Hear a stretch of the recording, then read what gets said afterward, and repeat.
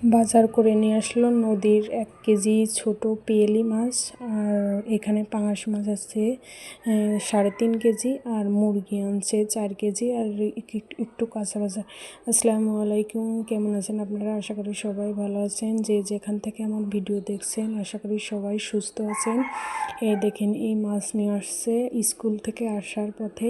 এই মাছ রান্না অনেক মজা লাগে খেতে, কিন্তু কুটা বাছাই কষ্ট বেশি, আরও রোজা থেকে মাশাল্লাহ। তারপরেও ছেলের পাঙাশ মাছ পছন্দ, আমারও পছন্দ, তার জন্য একটা বড় সাইজের পাঙাশ মাছ নিয়ে আসছে, কেটে নিয়ে আসছে, এখন ধুয়ে রাখতে হবে ফ্রিজে।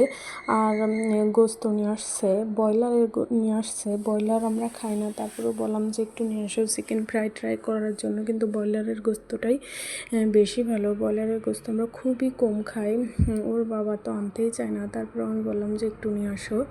আর এখানে আমি মাছ সব কৌটায় রাখছি, কারণ কৌটায় রাখা একটা ভালো। ফ্রিজ দেখবেন দ্রুত নোংরা হবে না। এইভাবে যদি আপনারা সব কিছু প্রসেস করে রেখে দেন তাহলে মনেও থাকবে, সুন্দরভাবে রেখে দেওয়া যায়। যার কারণে আমি কৌটা রাখছি। আর আইসক্রিমের কৌটা অনেক আছে। আইসক্রিমের কৌটা ফ্রিজে রাখার জন্য ভালো, অন্য সব কৌটা রাখলে দেখবেন মটকা হয়ে যায়। আর ফ্রিজে রাখার কৌটাই ভিন্ন কিনতে পাওয়া যায়।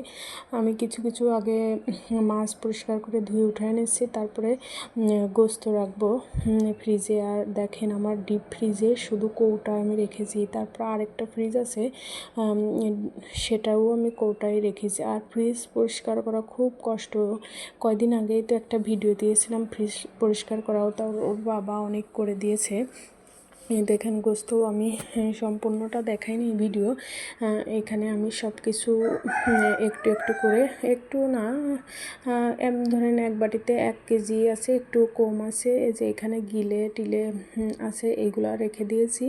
আর এগুলো এইভাবে করে রেখে দিয়েছি যাতে যখন বের করব তখন 1 বাটি করে বের করে তখন রান্না করে খাওয়া যাবে। রান্না বলছি, চিকেন ফ্রাই করে খাওয়া যাবে, রান্না করা তো হয় না। তাই এইভাবে করে রেখে দিচ্ছি যাতে ঝামেলা কম হয়। আর ফ্রিজ পরিষ্কার করা খুবই কষ্টকর, তারপরে আবার দুইটা ফ্রিজ পরিষ্কার করা খুবই ঝামেলা। তাই কৌটায় রেখে দিই, কৌটা রাখাই সব থেকে বেটার। দেখবেন বিদেশিরা কিন্তু কৌটায় রাখে, আমরা যেভাবে অনেকে পলিথিনে রাখি, ওরা কিন্তু পলিথিনে রাখে না। আবারও আমি ফ্রিজ খুলে সব কিছু রেখে দিচ্ছি।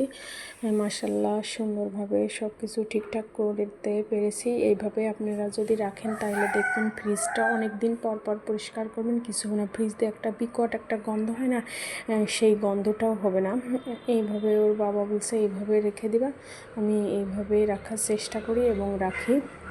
মাশাল্লাহ, সব কিছু মিলায়ে রোজা ধীরে ধীরে শেষ হয়ে যাচ্ছে, সব কিছু সুন্দরভাবে আলহামদুলিল্লাহ।